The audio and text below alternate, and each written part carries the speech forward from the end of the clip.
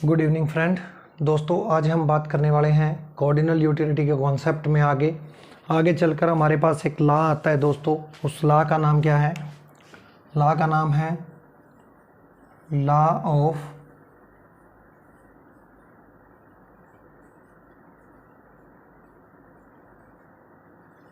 Diminishing marginal utility.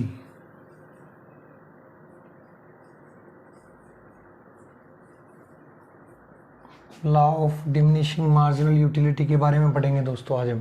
क्या होता है घटती सीमांत उपयोगिता का नियम? ये नियम बोलता है दोस्तों कि अन्य बातें समान रहने पर, अन्य बातें कौन सी होती हैं सबसे पहले उनके बारे में जान लेते हैं। अन्य बातें हमने माइक्रो इकोनॉमिक्स जब से पढ़ना शुरू किया है माइक्रो इकोनॉमिक्स को, तब से हमारे सामने ये वर्ड आता है अन्य बातें समान रहने पर। तो अन्य बातें क्या होती है? अन्य बातें होती है जिन चीज़ों को हम कॉन्स्टेंट मान के चलते हैं। जैसे सबसे पहले है price of related good,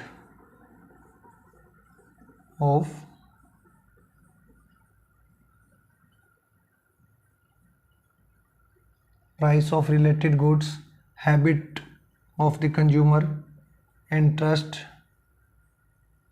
of the consumer, season,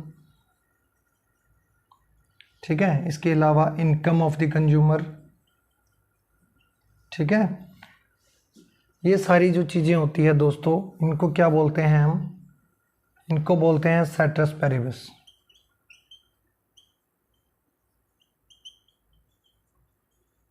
अन्य बातें हम मान लेते हैं कि ये जो बातें हैं, ये चीज़ें जो है ये समान रहती है। अन्य बातें समान रहने पर ये लॉ क्या बोलता है कि अन्य बातें समान रहने पर एक निश्चित समय के अंदर, यानी कि पॉइंट ऑफ टाइम,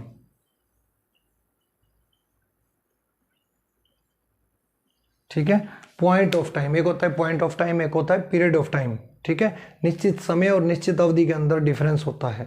निश्चित अवधि को बोलते हैं period of time, point of time. यानी कि अन्य बातें समान रहने पर यह लॉ बोलता है कि अन्य बातें समान रहने पर एक निश्चित समय के अंदर जब कोई भी उपभोक्ता किसी भी वस्तु के उपभोग को बढ़ा देता है तो उस वस्तु से मिलने वाली जो मार्जिनल यूटिलिटी है वो डिक्लाइन होनी शुरू हो जाती है, वो घटने लगती है। एक बार और सुनिए। अन्य बातें समान रहने पर एक निश्चित समय के अंदर जब हम किसी वस्तु के कंजम्पशन को बढ़ा देते हैं तो उस प्रोडक्ट की प्रत्येक अगली इकाई से मिलने वाली सीमांत उपयोगिता हमारे लिए घटती जाएगी। इसी को बोलते हैं दोस्तों law of diminishing marginal utility, ठीक है। अब बात करते हैं दोस्तों इस लॉ का जो प्रतिपादन है वो किसने किया, इस लॉ को डेवलप किसने किया। कुछ मैं यहाँ नियो क्लासिकल इकोनॉमिस्ट के नाम लिख रहा हूँ जिनको उत्तरदायी माना जाता है इस लॉ के प्रतिपादन के लिए, ठीक है। जिसमें सबसे पहला नाम आता है गोसेन का। गोसेन, इसको गोसेन का प्रथम लॉ भी बोला जाता है, फर्स्ट लॉ ऑफ गोसेन। क्या बोला जाता है? फर्स्ट लॉ ऑफ गोसेन, ठीक है। फिर इसके बाद में नाम आता है दोस्तों बेंथम का, फिर मेंजर, ठीक है, फिर जेवेंस, ठीक है। फिर इसके बाद में बोल्डिंग, टॉजिंग, वालरस। ये जो नियो क्लासिकल इकोनॉमिस्ट हैं दोस्तों, इन्हीं नियो क्लासिकल इकोनॉमिस्ट को इस नियम के प्रतिपादन के लिए उत्तरदायी ठहराया जाता है, उत्तरदायी माना जाता है कि इन लोगों ने क्या किया, इस लॉ को डेवलप किया है, ठीक है। अब बात करते हैं दोस्तों इस लॉ के कुछ और भी नाम हैं, ठीक है। इस लॉ को जो है बोल्डिंग ने इस लॉ को क्या बोला है, जेवेंस ने इस लॉ को क्या बोला है, जेवेंस ने इस लॉ को क्या बोला, इसकी तुलना की है साइकोलॉजिकल लॉ बेवर फैचनर के।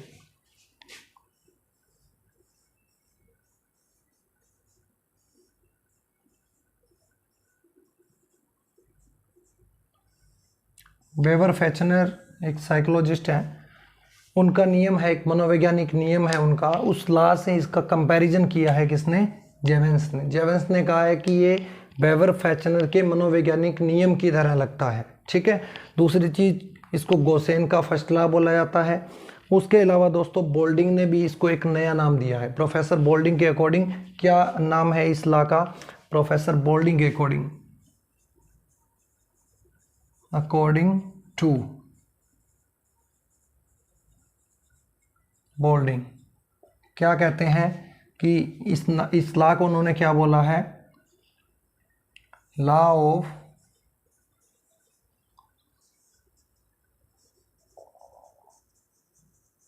इवेंचुअली डिमिनिशिंग मार्जिनल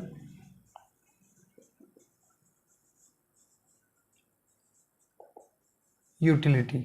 क्या बोला है दोस्तों? Law of eventually diminishing marginal utility. ये लॉ इस लॉ को क्या नाम दिया है? Law of eventually diminishing marginal utility बोला है किसने? बोल्डिंग ने। ठीक है, तो इसके इंट्रोडक्शन में और इसके जो डेवलपिंग के लिए जो कारक थे, कुछ जो उत्तरदायी इकोनॉमिस्ट थे, उनके बारे में हमने बात की। अब बात करते हैं दोस्तों इस लॉ की अजम्पशन के बारे में। इस लॉ की जो अजम्पशन है वो क्या कहती है? यानी कि कोई भी लॉ जो होता है इकोनॉमिक्स के अंदर अजम्पशन के ऊपर बेस्ड होता है। यानी हम मान के चलते हैं पहले से कि अगर इस तरह से होगा तो ही हमारा जो लॉ है वो एग्जिस्ट करेगा मार्केट के अंदर, नहीं तो नहीं करेगा। तो इकोनॉमिक्स ये जो लॉ है, इस लॉ को एक बात और कि जो टोजिंग है, टोजिंग ने इस लॉ को क्या बोला है? Universal law. जैसे साइंस के लॉ होते हैं, मॉडल होते हैं, उसी तरीके से इसको भी क्या है? यूनिवर्सल लॉ बोला है। यानी कि दुनिया के किसी भी कोने में आप चले जाओ, ये लॉ जो है सेम रिजल्ट देगा। हमारी रियल लाइफ के अंदर भी हम इस चीज़ को अप्लाई करके देख सकते हैं कि अगर हम किसी चीज़ का ज़्यादा कंजम्पशन करते हैं तो उसकी प्रत्येक अगली इकाई से मिलने वाला जो सीमांत उपयोगिता है वो हमारे लिए घटती जाएगी। यानी कि हमारे लिए वो चीज़, अगर ज़्यादा चीज़ हम खाएंगे तो उसकी जो है यूटिलिटी है वो लगातार कम होती जाएगी। ठीक है, तो फर्स्ट अजम्पशन में बात करते हैं। जैसे कॉर्डिनल यूटिलिटी के बारे में हमने पढ़ा कि ये गणन संख्या पर आधारित है। यानी कि यूटिलिटी को हम किस में माप सकते हैं? नंबर्स में, 1 2 3 4, इस तरीके से हम माप सकते हैं कि जो उपयोगिता है, जो यूटिलिटी है, वो गणन संख्या द्वारा मापा जा सकता है, उसको मेजरमेंट किया जा सकता है नंबर्स के द्वारा। ठीक है, फिर इसके बाद में दूसरी उपयोगिता की बात करते हैं कि मनी की जो मार्जिनल यूटिलिटी है वो कांस्टेंट मानी गई है। Marginal utility of money is constant मानी गई है। क्यों मानी गई है?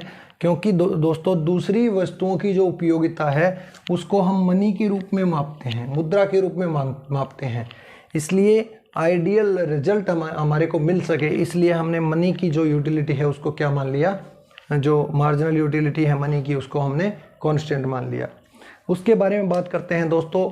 एक वस्तु की उपयोगिता का दूसरी वस्तु से मिलने वाली उपयोगिता के साथ कोई संबंध नहीं होता। मान लो हमारे पास दो प्रोडक्ट हैं कोई भी, जैसे एप्पल है और यहाँ मैंगो है।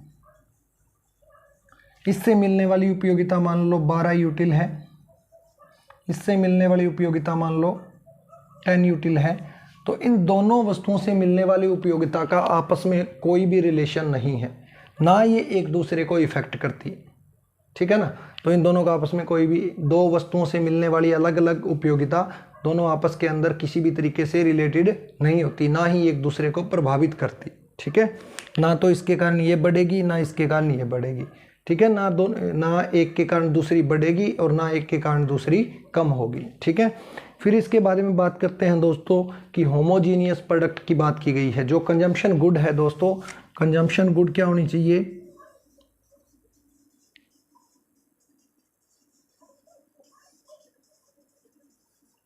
क्या होनी चाहिए? होमोजीनियस। परफेक्ट कंपटीशन में हमने पढ़ा था होमोजीनियस क्या होता है? समरूप, यानी कि समान गुण वाले होनी चाहिए। ठीक है ना, समान गुण वाली, समान आकार वाली जो चीज़ें होती है वो, उसको हम होमोजीनियस प्रोडक्ट मानते हैं। तो ये यहाँ पर क्या है? होमोजीनियस प्रोडक्ट है।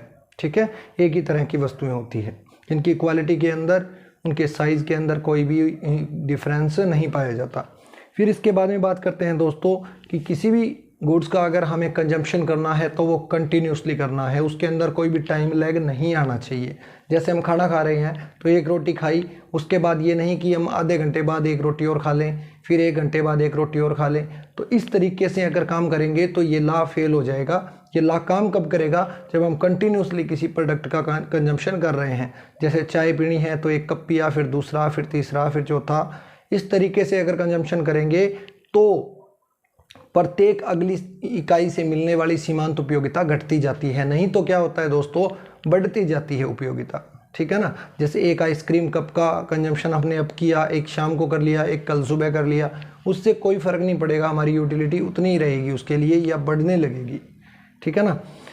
उसके बाद में बात करते हैं दोस्तों कि किसी भी प्रोडक्ट का अगर कंजम्पशन हमारे को करना है, किसी भी गुड्स का अगर कंजम्पशन हमारे को करना है तो उसकी जो क्वांटिटी है वो निर्धारित की जानी चाहिए, उपयुक्त मात्रा होनी चाहिए, उसकी ऑप्टिमम क्वांटिटी उसकी होनी चाहिए। जैसे अगर चाय पीनी है तो चाय के लिए ऑप्टिमम क्वांटिटी क्या मानेंगे? 1 कप, फिर दूसरा कप पी लिया, फिर तीसरा कप पी लिया। ये नहीं कि चाय को हम चम्मच से पीना शुरू कर दें, 1 चम्मच ली, दूसरी चम्मच ली, तीसरी चम्मच ली।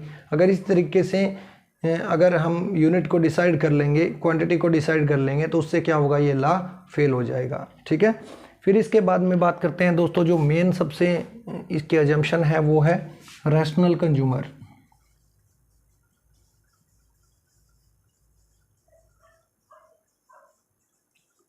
कंज्यूमर क्या है? रैशनल है। रैशनल का मतलब होता है विवेकशील, जो मिनिमम एक्सपेंडिचर करके मैक्सिमम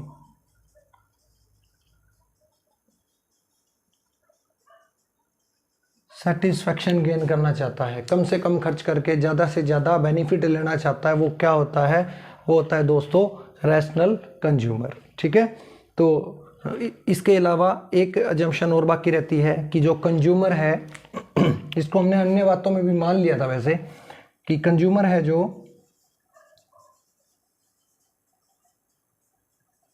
कंज्यूमर की हैबिट, फैशन, इंटरेस्ट, इनकम, ये सारी चीज़ें क्या होनी चाहिए? कांस्टेंट होनी चाहिए, तभी जो ये लॉ है वो मार्केट में एग्जिस्ट करेगा। ये इसकी कुछ अजम्पशंस थी दोस्तों, law of diminishing marginal utility. अब हमारे पास क्या है? एक डायग्राम बनाना है, एक टेबल बनानी है और लॉ कंप्लीट हो जाएगा। उसके बाद में एक्सेप्शन रहेगी कि अपवाद होते हैं, हर एक चीज़ के अपवाद होते हैं, तो इस लॉ के भी अपवाद हैं, एक्सेप्शंस इसकी भी होंगी, वो भी हम पढ़ेंगे।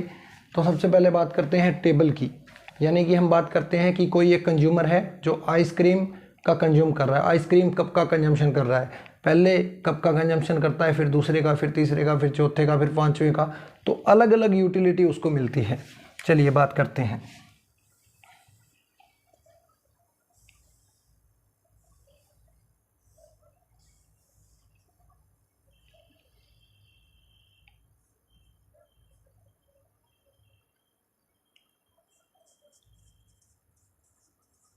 Ice cream cup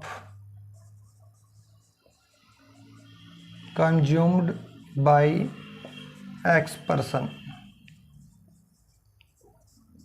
first cup, second, third, fourth, fifth.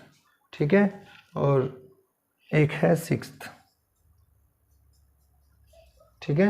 अब बात करते हैं यूटिलिटी की, मार्जिनल यूटिलिटी। सबसे पहले 4, 1 कप का कंजम्पशन किया तो 4 यूटिलिटी मिली उस कंज्यूमर एक्स को। दूसरे कप का कंजम्पशन किया बिना कोई टाइम लेके तो क्या मिला? 3 यूटिल। तीसरे कप का कंजम्पशन किया तो 2 यूटिल। चौथे का किया तो 1 यूटिल।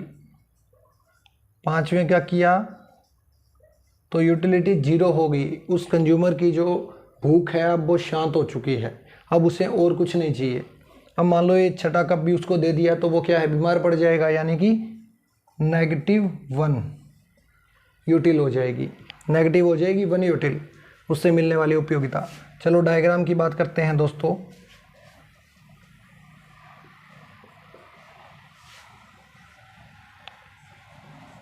वाई यहाँ पर दोस्तों मैंने ले लिया मार्जिनल यूटिलिटी को, ठीक है, और यहाँ पर मैं ले लेता हूँ क्वांटिटी को, क्वांटिटी ऑफ आइसक्रीम कप, ठीक है, first, second, third, fourth, fifth, sixth, ठीक है, first, second, third, fourth, fifth, sixth. यहाँ पर बात करते हैं यूटिलिटी की, 1 -1, ठीक है, -2, 1 2 3 4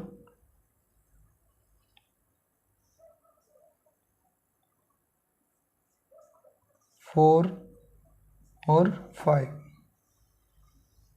ठीक है। यहाँ पर मार्जिनल यूटिलिटी है। अब देखते हैं दोस्तों टेबल के अनुसार कि फर्स्ट कप का जब कंजम्पशन किया तो उससे कितना मिला, 4 यूटिल मिला। फर्स्ट कप का जब कंजम्पशन किया तो कितना मिला, 4 यूटिल यूटिलिटी मिली, यानी ये पॉइंट आ गया हमारे पास ए। उसके बाद में बात करते हैं सेकंड कप का जब कंजम्पशन किया तो कितनी यूटिल मिली, 3। तो यहाँ पर सेकंड कप का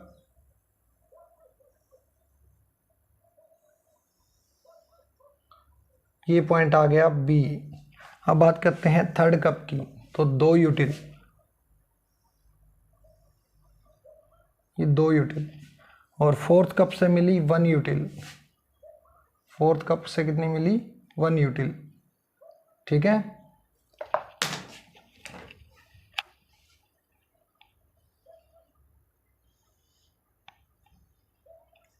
इसको डी नाम दे दिया। अब पांचवें कप से दोस्तों क्या मिली, 0, तो ये पॉइंट आ गया हमारे पास। और छठे कप से क्या मिली दोस्तों, -1, -1 कहाँ है, ये यहाँ पर चलता हुआ क्या आ जाएगा, ये वाला पॉइंट आ गया हमारे पास, ठीक है, ये वाला पॉइंट आ गया। अब इन सारे पॉइंट को आपस में मिला देना है।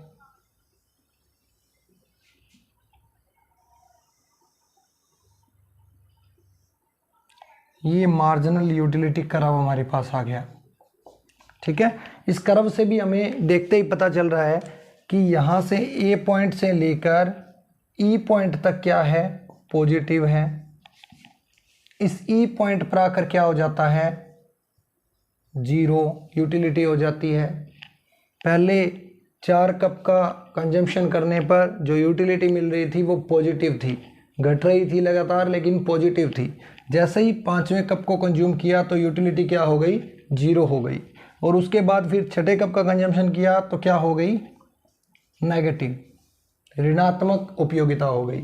यानी कि हम ज़रूरत से ज़्यादा खाएंगे तो बीमार पड़ेंगे ना, तो ये वो चीज़ है कि नेगेटिव हो गई, ठीक है। तो ये लॉ हमारे को ये बताता है कि जैसे ही हम किसी प्रोडक्ट की ज़्यादा यूनिट्स का कंजम्पशन करना शुरू कर देते हैं तो उससे प्रत्येक उसकी अगली यूनिट से मिलने वाली यूटिलिटी हमारे लिए घटती जाती है। जैसे एक पहली यूनिट से 4 मिला, फिर उससे कम हो गया 3, फिर उससे कम हो गया 2, फिर इससे कम, फिर उससे कम, फिर नेगेटिव, ठीक है ना, घटती जाती है उपयोगिता हमारे लिए। जैसे ही हमने क्वांटिटी को बढ़ाया, एक चीज़ बढ़ी, ये बढ़ रही है और ये कम हो रही है। 2 वेरिएबल हैं, दोनों में से एक बढ़ रहा है एक कम हो रहा है, ठीक है ना। तो जैसे लॉ ऑफ डिमांड होता है, जो कर्व बनता है वो क्या बनता है, left to right downward slope का बनता है। जब 2 वेरिएबल हों, यानी एक यहाँ वेरिएबल था एक यहाँ वेरिएबल था, दोनों के अंदर नेगेटिव रिलेशनशिप है, तो कर्व तो हमें पता ही है कि डाउनवर्ड बनेगा, ठीक है ना। लेकिन डाउनवर्ड में भी हमारे को ये देखना है कि पॉजिटिव कहाँ है, 0 कहाँ है, नेगेटिव कहाँ है, ठीक है ना। तो ये था law of diminishing marginal utility, ठीक है। इसके बारे में दोस्तों, इसके बारे में बात करते हैं हम एक्सेप्शंस की। एक्सेप्शंस की बात करते हैं, अपवाद की।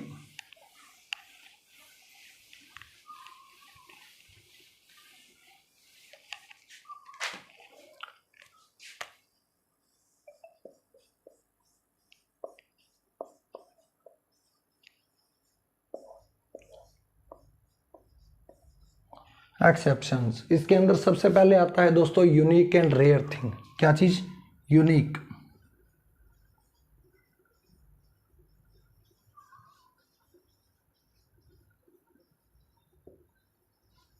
इस केस के अंदर दोस्तों ये लॉ फेल हो जाता है, क्योंकि यूनिक एंड रेयर थिंग की क्वांटिटी को जैसे ही हम बढ़ाने लगते हैं तो उसकी उपयोगिता घटती नहीं है, बढ़ने लग जाती है।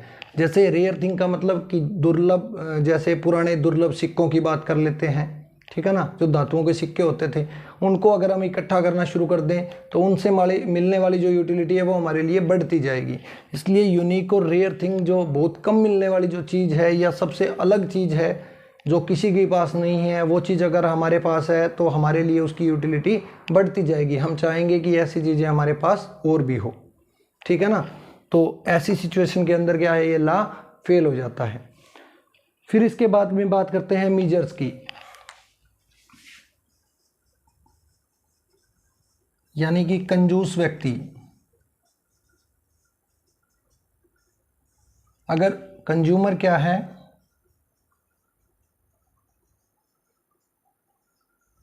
उपभोक्ता क्या है, अगर कंजूस है तो उसके लिए क्या होगा, किसी भी प्रोडक्ट की जो है वो ज़्यादा से ज़्यादा यूनिट अपने पास रखना चाहेगा, ठीक है ना। इसलिए वहाँ पर ये लॉ जो है वो फेल हो जाता है। ये लॉ कहाँ लागू होता है, नॉर्मल पर्सन के ऊपर, नॉर्मल कंज्यूमर के ऊपर या रैशनल कंज्यूमर के ऊपर ये लॉ जो है वो लागू होता है। उसके अलावा कंजूस व्यक्ति के ऊपर ये लागू नहीं होता, या उसके अलावा जो अब नॉर्मल पर्सन है उसके ऊपर भी ये लागू नहीं होता। जो असामान्य असाधारण जो व्यक्ति होते हैं उनके ऊपर ये नियम लागू नहीं होता। फिर इसके बाद में बात करते हैं दोस्तों गुड बुक एंड पोइम।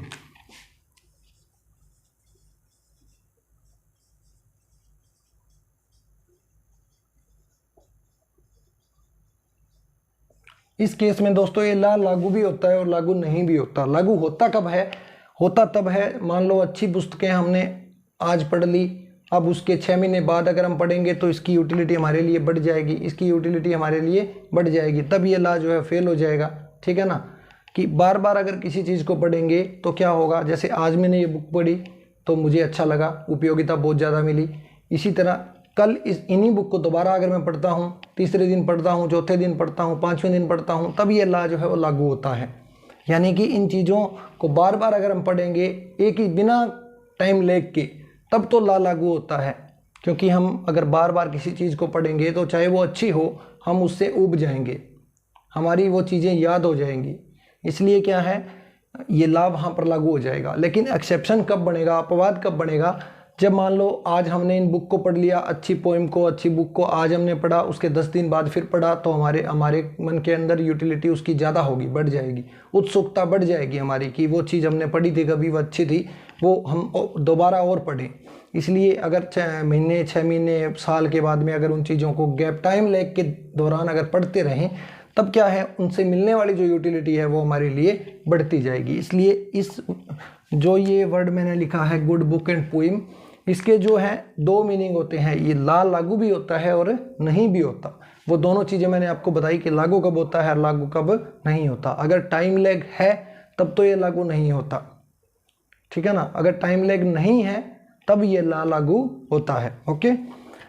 फिर इसके बाद में बात करते हैं दोस्तों इनिशियल गुड्स की, यानी कि ये लॉ जो है वो इनिशियल यूनिट्स के ऊपर डिपेंड करता है कि किसी भी प्रोडक्ट का कंजम्पशन हम कर रहे हैं तो उसकी शुरुआती मात्रा क्या है, इनिशियल यूनिट क्या है। यानी जैसे चाय का कंजम्पशन अगर हम कर रहे हैं तो चाय का कंजम्पशन अगर हम कर रहे हैं दोस्तों तो उसकी एक निश्चित मात्रा होनी चाहिए। जैसे कप हमने मेजरमेंट ले लिया कि कप के द्वारा पहले कप का कंजम्पशन किया, फिर दूसरे का किया, फिर तीसरे का किया, ठीक है। तो इस तरीके से कंजम्पशन अगर किया तो ये लॉ जो है लागू होता है। अगर बात करें इनिशियल यूनिट की, अगर चाय को हम चम्मच से पीना शुरू कर दें कि पहला चम्मच लिया, दूसरा लिया, तीसरा लिया, तो उससे क्या होगा, यूटिलिटी बढ़ने लग जाएगी और ये लॉ लागू नहीं होगा। इसलिए इनिशियल यूनिट अगर कम है, इनिशियल यूनिट की अगर क्वांटिटी बहुत कम है, तब ये लॉ लागू नहीं होता, एक्सेप्शन बन जाती है इनिशियल यूनिट। अगर इनिशियल यूनिट की क्वांटिटी ऑप्टिमम है, उपयुक्त मात्रा है, तब ये लॉ जो है ये लागू होता है। तो आज की वीडियो में दोस्तों इतना ही। आशा करता हूँ कि कॉन्सेप्ट आपको समझ में आया है। इसके बाद में अगली वीडियो में डिस्कस करेंगे law of equi marginal utility के बारे में। तो अगर ये वीडियो आपको पसंद आया है, कॉन्सेप्ट समझ में आया है, तो वीडियो को लाइक करें, चैनल को सब्सक्राइब करें, कमेंट कीजिए दोस्तों, फीडबैक दीजिए, वीडियो को और लोगों तक भी पहुंचाने की कोशिश कीजिए ताकि उनको भी कुछ सीखने को मिल सके। Thank you.